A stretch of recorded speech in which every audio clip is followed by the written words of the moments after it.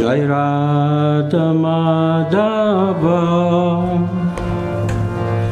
Jai Kunja Bihari Jai Radha Madhava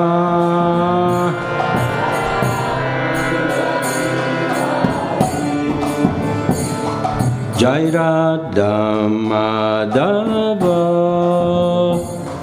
Jai Kunja Bihari Jai Radha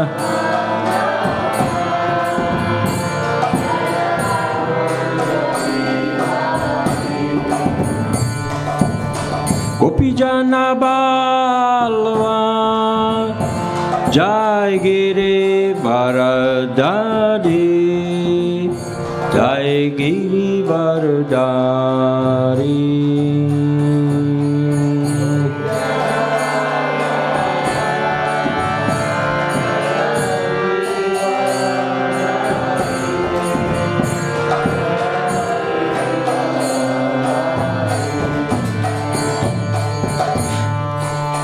Yasodanandana Jai Braja Jararanjana Jai Braja Jararanjana Yasodanandana Jai Braja Jararanjana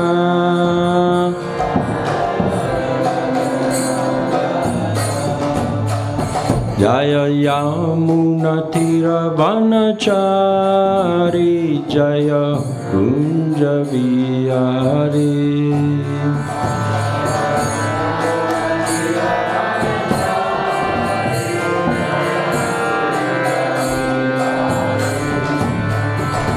Jai Radha Madhava Jai Kunja Bihari Jai Radha Madhava Jai Kunja Bihari Hare Krishna Krishna Krishna Hare Hare Hare Rama Rama Rama Hare Hare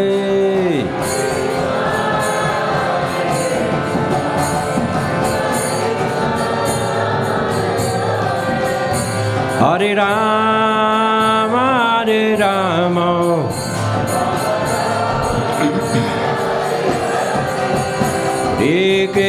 Hare Krishna Krishna Krishna Hare Hare Hare Rama Rama Rama Hare Hare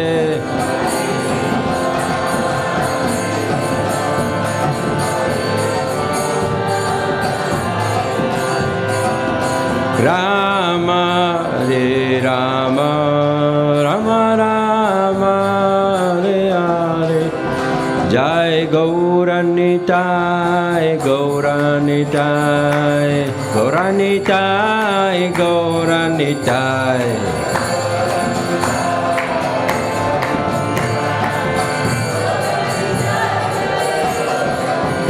Jai Gauranitai Gauranitai Gauranitai Gauranitai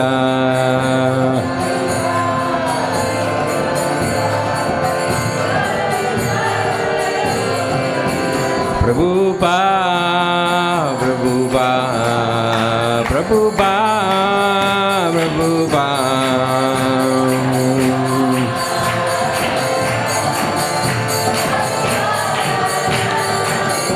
Jai Jai Prabhupada Prabhupada Prabhupada Prabhupada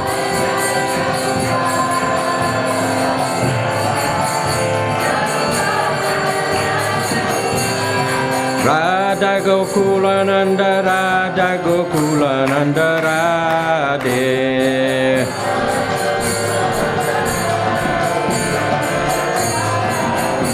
Jai Radha Radha Gokulananda Radha Gokulananda Radhe.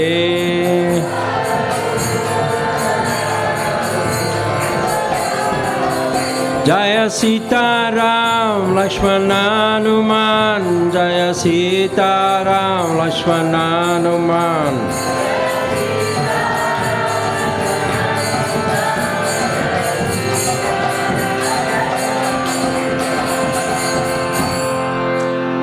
Shri Gaunitai ki jai, Sitaram Lakshmana Hanuman ji ki jai, Sisi Radha Gokulananda ki jai, Srila Prabhupada ki jai, Gaur Premanande.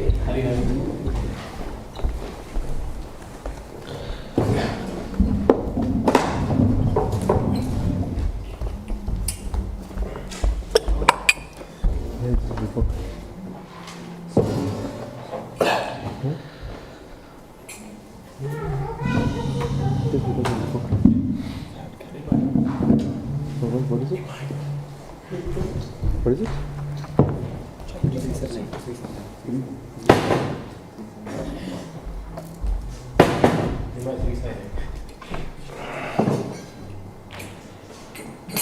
Thank you.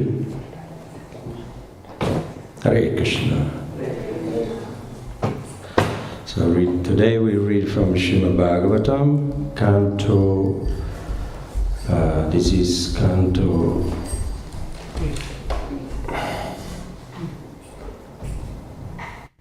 3, Chapter 7, Text 8. Om Namo Bhagavate Vasudevaya.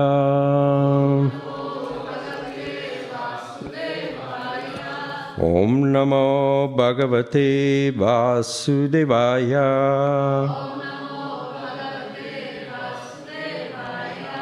Om Namo Bhagavate Vasudevaya.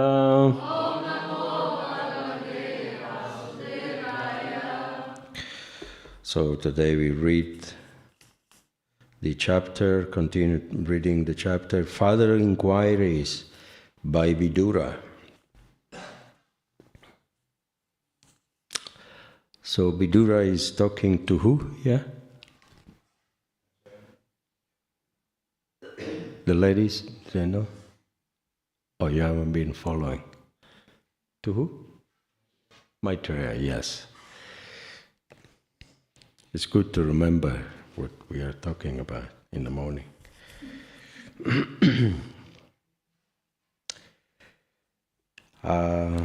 So this verse has a small purport, yes. Okay. Shri Sukha Uvacha Sa Itam Kodita Chatra Tattva Jnanasu Gyasuna Tattva Jnanasuna Muni Pratyaha Bhagavachita Smayan Iva Gadasmaya Shri Sukha Uvacha Saitam Kodita Chatra Tattva Jnana Sunamuni Pratyaha Bhagavachita Smayan Iva Gathasmaya. Gentlemen.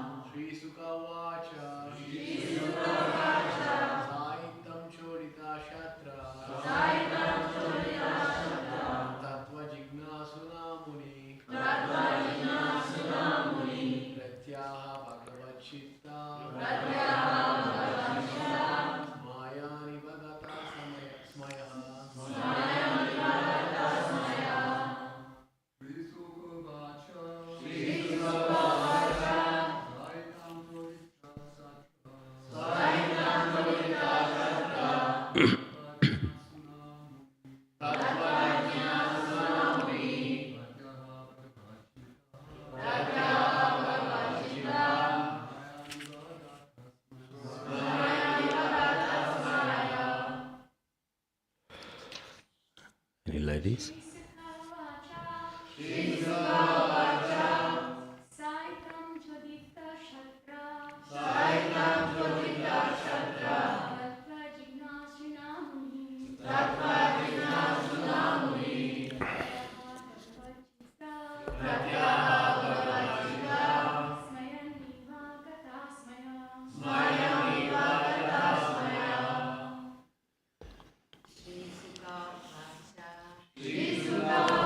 Cha.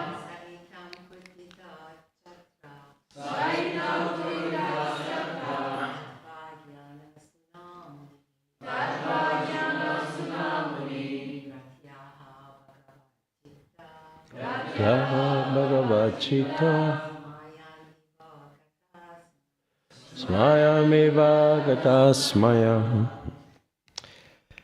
Translation word by word. Shri Sukha Uvacha.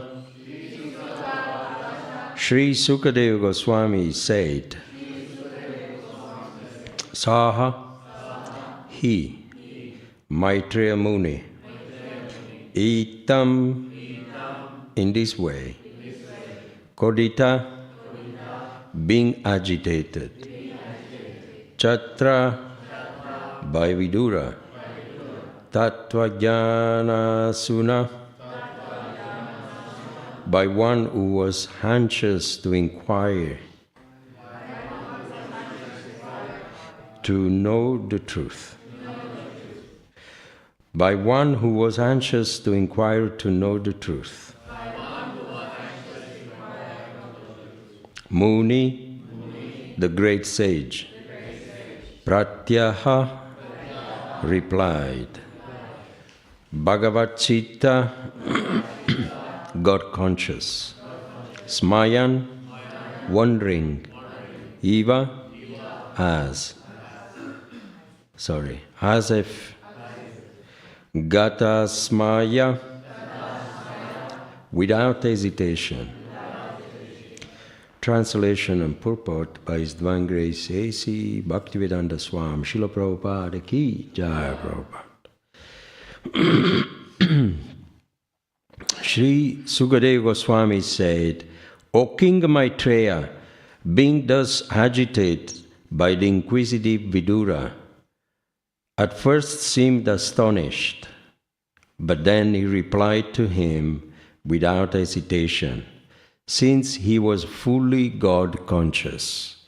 Please repeat after me. Sri Sukadeva Goswami said, O King, Maitreya, being thus agitated by the inquisitive Vidura, at first seemed astonished, but then he replied to him without hesitation, since he was fully God conscious. Purport. Since the great sage Maitreya was filled with God consciousness, he had no reason to be astonished at such contradictory questions by Vidura. Therefore, although as a devotee he externally expressed surprise, as if he did not know how to reply to those questions, he immediately became perfectly settled and properly replied to Vidura. Yasmin vijate sarvam evam vijatam bhavati. Anyone who is a devotee of the Lord knows about the Lord to some extent, And devotional service to the Lord makes him able to know everything by the grace of the Lord. Although a devotee may apparently express himself to be ignorant, he is full of knowledge in every intricate matter. Om Jnana Timirandasya Jnananjana Shalakaya Chakshuru Militam Jena Tasmai Sri Gurave Namaha. Jai Shri Krishna Chaitanya Prabhu Nityananda Shri Advaita Gadadhar Shivasari Gaura Bhaktavrinda. Hare Krishna, Krishna Krishna, Hare Hare, Hare Ram, Ram Ram, Hare Hare. Mukam karoti vachalam pangalam gayate girim. Yat kripa tamaham vande shiguru dinatarinam. By the mercy of the spiritual master, a lame man can cross mountains. By his mercy, a blind man can see stars in the sky. And by his mercy, a dumb man like me can speak few words on Srimad Bhagavatam. I offer my humble obeisances to the lotus feet of my spiritual master. Namo Vishnu Padaya Krishna Prestaya Bhutale Shrimati Tamala Krishna Goswamini Namine. Namo Vishnu Padaya Krishna Prestaya Bhutale Shrimati Bhaktivedanta Swamini Namine. Namaste Saraswati Devi Gauravani Varcharine Nirvishesha Navadi Bhaskara Desatarine Shisirada Gokulananda Kija. And my humble obeisances to the audience here presently in the temple and those who are online. Vanchakalpadrubhyascha kripasindhubhyacha paditanam pavanebhyo vaishnavebhyo namo namah. So, it's an interesting verse here. I can. It's poignant because I can identify with the reaction of Maitreya here. We read the verse again. Sri Sukadeva Goswami said, O King Maitreya, being thus agitated by the inquisitive Vidura, at first seemed astonished, but then he replied to him without hesitation, since he was fully God-conscious. Feeling a little bit like Maitreya today, because a few days ago I had a flu jab, and I'm still a little bit under the weather. Sometimes, yesterday I phoned Govinda to give a class, but fortunately, he's giving class in Soho Street, so then I had to come today, and you had to bear with me because I didn't really. It's not that I did not prepare, I didn't really register much, but in any case, you can see that Maitreya is very much agitated because he felt embarrassed. Vidura, according to the Srimad Bhagavatam, Vidura is more advanced. He's a Yamaraj, one of the Mahajans, more advanced than Maitreya. Even Prabhupada said Uddhava.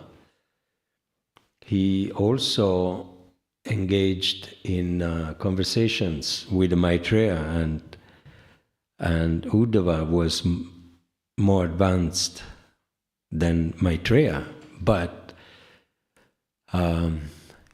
he paid the respect because he was a great rishi, more elderly. Uddhava was young, and he had the feature like Lord Krishna, very beautiful. But you can see that by the arrangements of the providence, that sometimes a less advanced person is put in the position as the speaker or a spiritual master, of someone who is more advanced. It's not, our philosophy is not dogmatic. God himself, when he came, he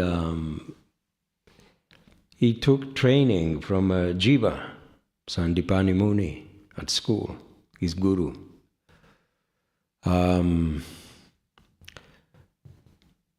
So it's like that, we should not judge. Sometimes, we see a devotee, either maybe young devotees, giving class to an advanced devotees, they're witnessing, they're listening to the class. We shouldn't think, he shouldn't be speaking, it's an impudence. Maryata Vatikrama, the famous offense, to impertinently overcome the head of a superior. No. Sukadeva Goswami was also a young devotee. He's a jiva. Sukadeva Goswami, the son of Vyasadeva, who was the disciple. Vyasadeva was the disciple of Narada Muni. And Narada Muni is addressed as a Bhagavan sometimes, like Lord Shiva and Lord Vishnu.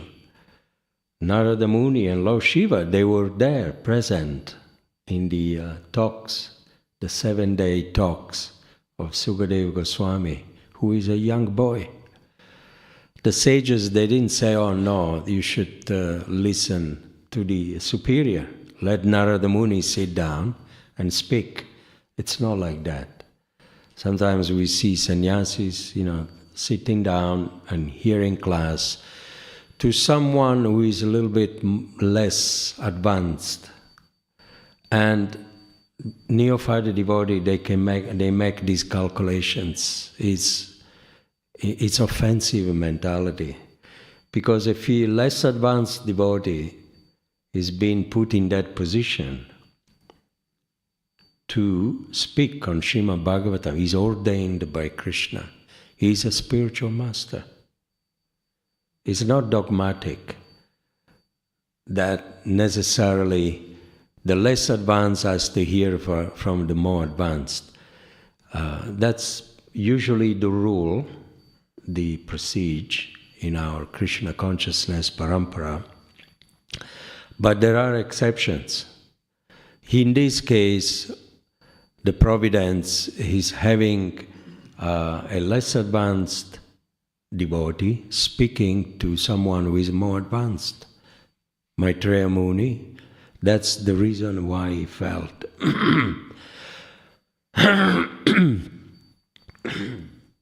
a little bit embarrassed, agitated, challenging questions. Not challenging, but quite contradictory questions posed by Vidura. Vidura, instead of taking part of the battle of Kurukshetra, he went to hear from Maitreya, very humble soul.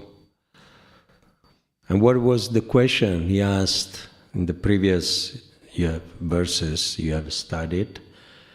That even though Lord Krishna, he comes down in this world under the modes of material energy, but he's not affected by the modes. Saguna and nirguna. Saguna means when you are under, not with, but under the modes of the material energy. But it doesn't mean necessarily that you are affected. Nirguna means, so the Lord is both, Saguna and Nirguna. He's under the modes, but are not affected by the modes of the material energy. Nirguna. So this is the position of Krishna. It's important to understand that Krishna is a Purushaya, he's perfect in all respect. He can never be supremely pure. He can never be contaminated by the modes, the way we are. There are great personalities, sometimes they are saguna, but they are not nirguna. Like Lord Brahma, an example, is a jiva. Lord Brahma is under the modes, but he gets also influenced or affected by the mode of passion. And the tangible proof is there, if you read in Krishna book. He became, what is the tangible evidence that someone is under the mode of passion? What is one of the quality that comes out of someone who is passionate? Does anybody know? Someone who is very passionate, there is a quality that comes out. Another one?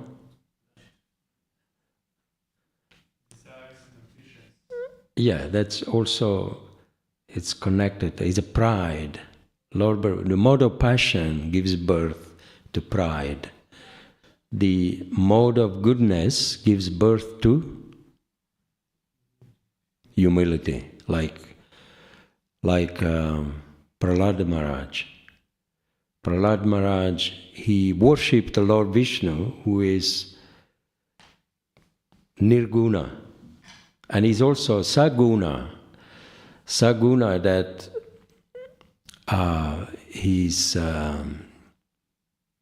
it's under the mode of goodness, Lord Vishnu. So therefore, from the mode of goodness comes humility. So if you worship Lord Vishnu, you become humble. If you worship Lord Brahma, you become proud. If you worship Lord Shiva, you become what? Madness. Because he's saguna, he's always associating to the mode of ignorance. And Lord Shiva also gets affected. He's not nirguna, he's a saguna, but not nirguna. The only nirguna is Lord Vishnu, Lord Krishna. You could see that Lord Shiva, he express anger very often, but he's also very easily pleased. You can call it bipolar, we call it. Lord Shiva is the spiritual master of bipolar sickness, but in a good way. He's addressed also as a Bhagavan. He can be very easily pleased if you serve him, pray to him, but he can also be very easily angry. And you could see also he got affected by his mode, chasing after Mohini, the goddess of beauty, who was none other than Krishna himself, in the form of a beautiful woman. So this is the reason why we don't worship demigods, because whichever demigods you worship, you get that quality. You worship Lakshmi Devi, you get fortune. She is the goddess of fortune. You worship goddess Saraswati. She's the goddess of learning, so you get knowledge. You worship Lord Brahma on his own, without worshipping Krishna. You get pride. You become empowered by the mode of passion. Just like, who was it? worshipped Lord Brahma and became very passionate. Hiranyakashipu. Like Hiranyakashipu. But you worship Lord Vishnu, here you become humble. Whatever demigods, whatever gods you worship, you gain those qualities. This is the catch.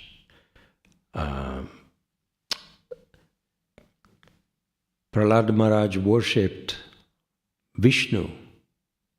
That's why Hiranyakashipu became struck by wonder. You cannot be poisoned by snakes. You cannot be crushed by the elephant. You cannot be burned by fire. You cannot. We threw you from the hill and you didn't die. He asked, what is the power? Who is giving you this power? And Prahlad Maharaj, he answered, Sabai Balam, Balinam Chaparisham, Ete Vishnu. Is the same source of the person who is giving you power, but indirectly. Lord Vishnu empowers Brahma, and Brahma empowered Hiranyakashipu. But in Prahlad Maharaj's case, he worshipped the Lord Vishnu directly. And Lord Vishnu directly empowered him with humility. And with humility, you never fall down. That's why Hiranyakashipu fell down. That's why, who was the other one, Narakasura, whoever's head he would touch, it will explode. He got the blessings. Who was that? Brikrasura. And he got the boon from Lord Shiva, please empower me that whoever's head I touch with my finger will explode. And he did. But then when he got the boon, the mode of ignorance was with it. And madness. Then as soon as he got the boon, he went mad after the wife of Lord Shiva. As soon as he got the boon, he became mad. And he wanted to enjoy. He saw Parvati, beautiful Parvati, the wife of Lord Shiva. He said, okay, now if I touch the head of Shiva, I can get rid of him and I can enjoy Parvati. See, this is madness. When you gain power and it goes to your head, we say, isn't it? Don't let it go to your head. There is a say, because madness is self-destructing. And then Lord Shiva was in predicament. He said, whoa, wait a minute. And he was running away everywhere. He didn't want Brikrasura to touch his head. And he took shelter to Sri Vishnu, Bhagavan. Clever, Lord Vishnu, very clever. He said, do you really believe that this poor tramp, he's got nothing. He can give you blessings of whoever's head you touch, it will explode. Do you really believe his words? He's got nothing. He's very poor. Look the way he dresses, full of ashes. He's a poor man. He's got nothing to give you. And then Lord Vishnu said, try and see. You will see. Touch your head and nothing will happen. Because, he was stupid, more than mad, he touched his own head and the head exploded. This story is in the Krishna book and the Bhagavatam. Very interesting. This is the reason why Srila Prabhupada, why the Acharya, they don't recommend devotees to worship demigods. Demigod worship could be dangerous. So, But worshipping Krishna is safe. The worst reaction you can get by worshipping Vishnu is that you become extremely humble, because he's in charge of the mode of goodness. And from the mode of goodness comes humility. It's the very chief quality. So that's the... So we should never... we go back to the personality of Maitreya. We should never judge a Vaishnava who appears to be less advanced, but is in a position of speaking, just like me today. I'm not that advanced, but somehow or another, by the arrangements of the supreme management of the manor, I'm here, sitting here, giving class. And sometimes there are friends, senior devotees, more senior than me.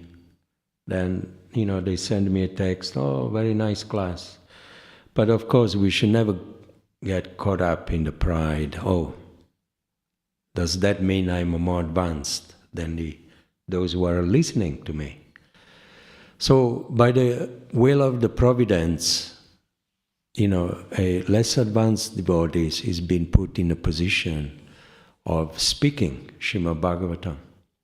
Maitreya here, less advanced than Uddhava and Vidura, but he was ordained by Krishna.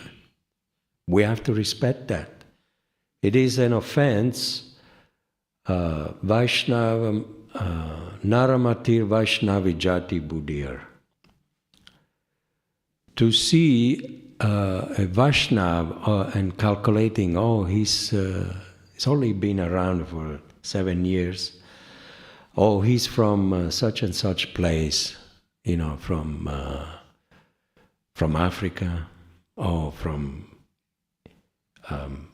Switzerland or Italy. He cannot be advanced as an Indian Vaishnava.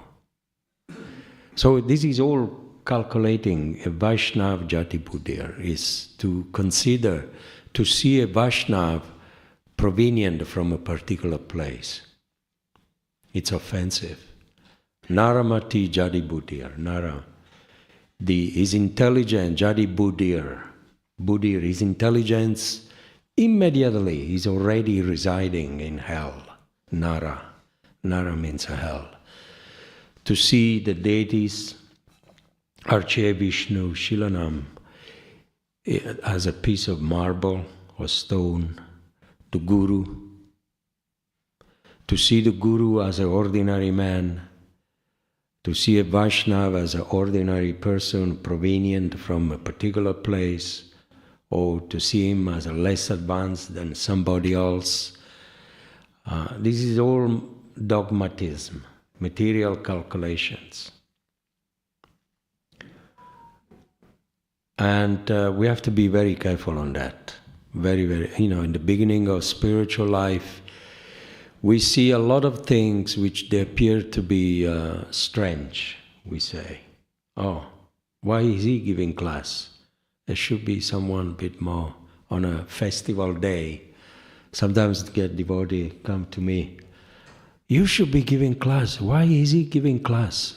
It's such an important day, and he's not very..." And I, "Prabhu, this is offensive mentality.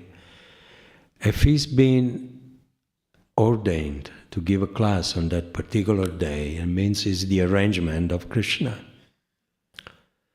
that comes down through the inspiration of whoever is organizing the schedule, the classes, or the temple president.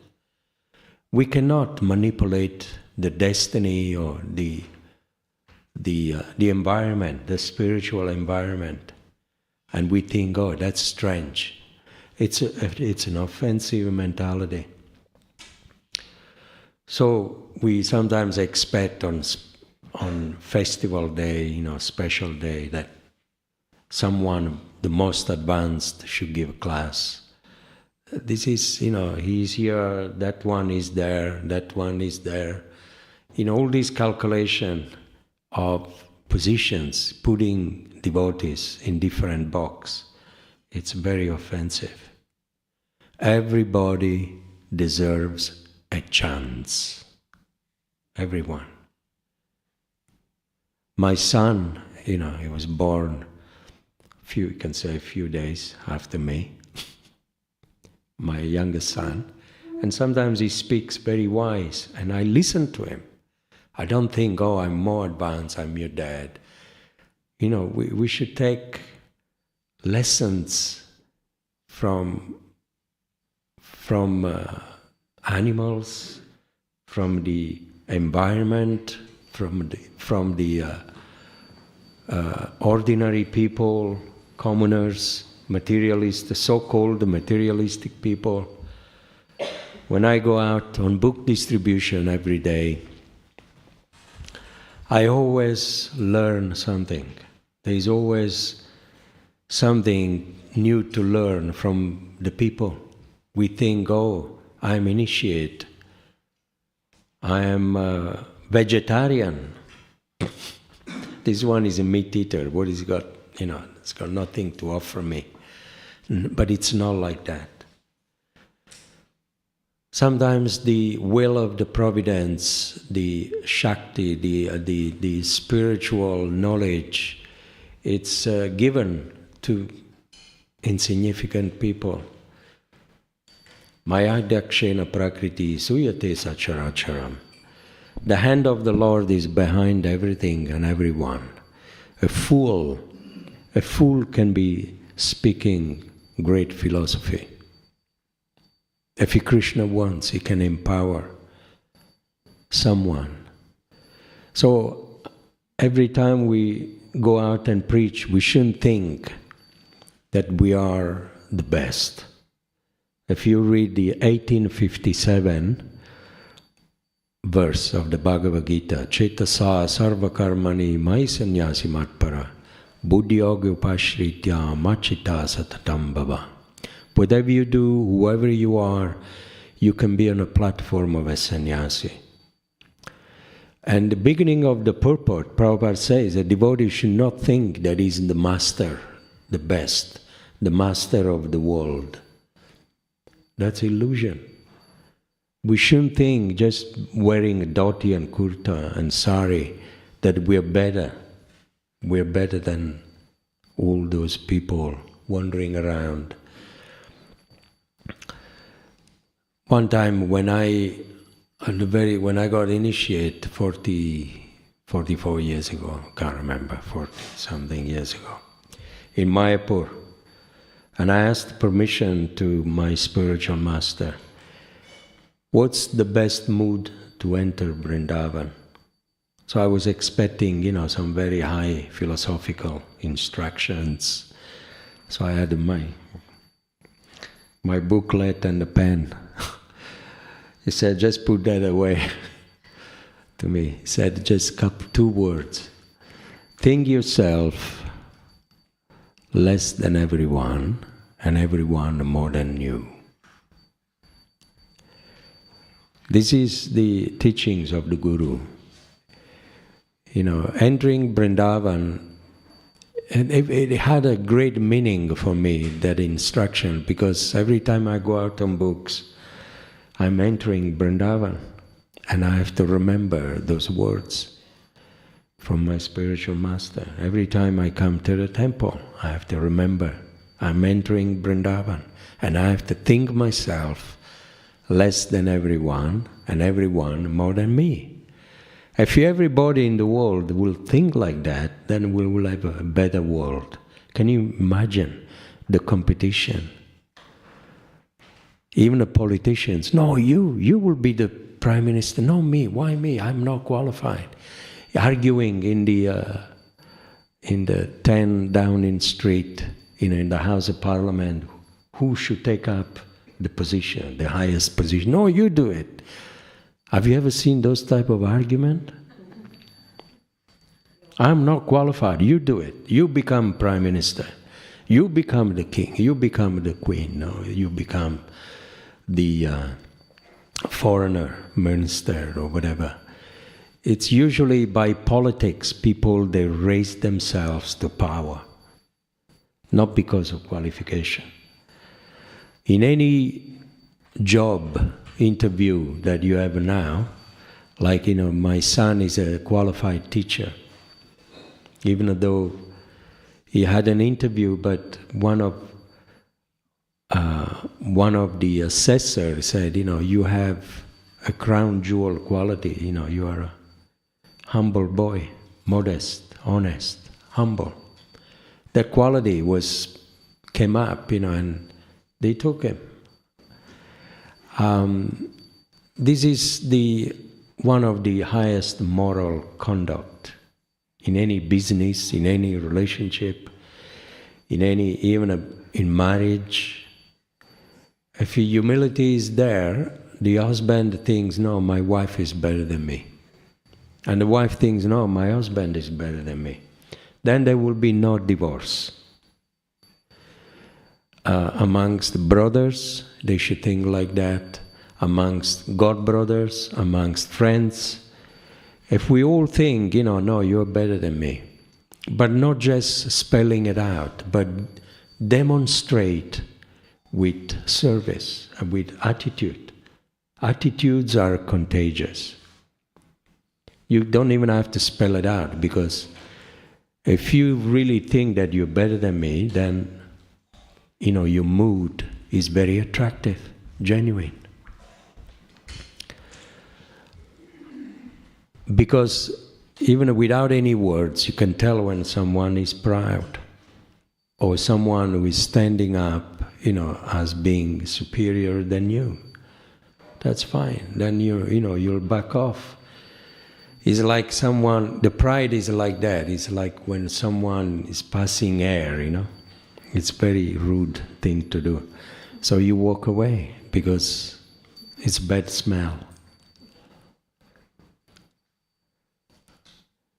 Arrogance, it's like that. But humility, it's like beautiful fragrance. You want to be more close to that person. You want to listen to that person. You want to serve that person. Right? Are you agreeing with me, or am I talking fazulo? Is that okay? All right, so we have 6 minutes and we'll pass the floor to you. If you have any questions, comment. Yes, Radha Govind, and then we have Radha Sangha. Hare Krishna, thank you for the class, Prabhu.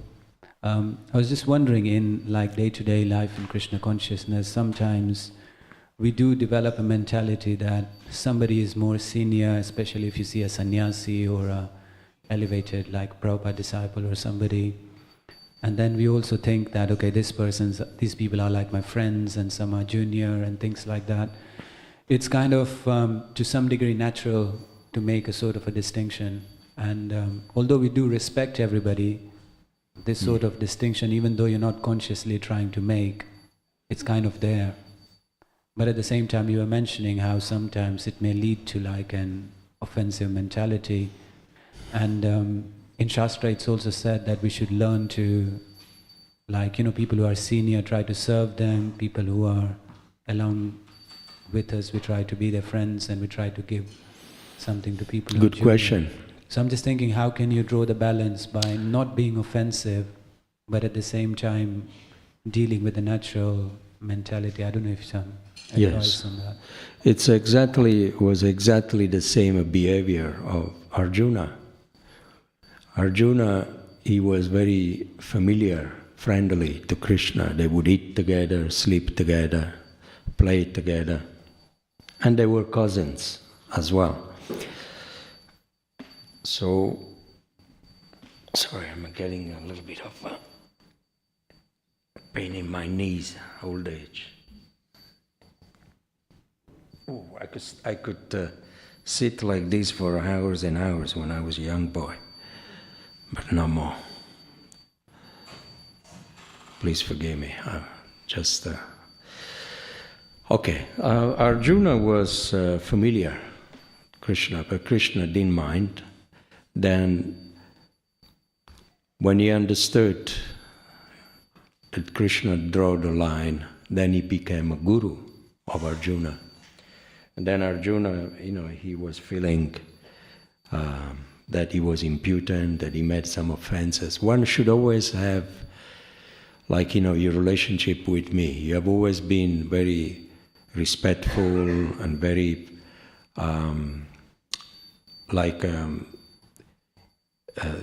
loving service, but at the same time, I play with you and, I invite you in my confidence. That is, if your superior invites you in their confidence, then, you accept it, as a prasad, as a special treat. Like Shivaram Swami likes to come, and he kisses my head, I kiss his head, we play like that. But I never forget, on the back of my head, he's a guru, he's my guru. He nourished me and he trained me up. The respect, the familiarity has to be always in pristine order. Never draw the line. And then you can have, friendly relationship with your superior. And but at the same time, sometimes a superior makes you feel that you're better than them. This is an advanced devotee. When a superior, out of his affection, is controlled by the subordinate, because he trusts him. He will never hurt me. And this is wonderful. Krishna does that. He puts himself in a situation where he comes and he embraces, Brahmana Sudama, his own sweet friend, and only that, then he becomes Bhaktavatsala. Even though he's superior, but he's washing his feet. He's washing his feet, and he remembers all the time they played it together. And see, that's maturity in a relationship. So we have to be very careful to never take advantage, and then that license that you have, it will be a trespass, and becomes then a familiar and offensive. I've seen many times, a relationship derailing like that. And but it's not good. That's why you invite an inferior in your confidence only when you trust that person completely. Otherwise, distance. And let's have a Vaishnava relationship. It doesn't make sense? Radha Sangha, and then you. We have a few minutes. Thank you for the nice class. I wanted to ask you a question about humility. I find that feeling insignificant and not a problem for myself, I think for a lot of people. But what I would find difficult is when other people would treat you insignificantly. I don't feel advanced enough to, even though I might know that's true, I don't want everybody else to know it. And I'm not on that level, especially as you get older, your tolerance is a bit less, maybe, and should be the other way round, I guess. But I feel quite encouraged when people encourage you in your service, point out the things that you're doing well, rather than things that you messed up. So could you, I've always found that difficult, that you read about the pure devotees, their humility is painful, the way they're feeling, and at the same time, that's helping them in their advancement. Whereas I feel like my humility, or it might not be pure humility, it might just be like not feeling good about yourself, doesn't help in advancement. It's a good question. You see, you judge whether when someone is encouraging you or discouraging you by the way you feel. The feeling is the verdict, the judgment. When you feel uplift and happy, that means, the person, even though he puts both together, the improvement of your service and also the success of your service, then you take the improvement and the correction with grace, but it all is a very fine heart how to encourage devotees. Very fine heart. And sometimes we mess it up. We only we tend to punish the success. The success is, your sincerity, your humility, your endeavor. You've done your best. Sometimes, even if there is a 99% of mistake in something that I see, my son is doing so, but if I see, that 99%, it's accompanied by the best endeavor. That's success.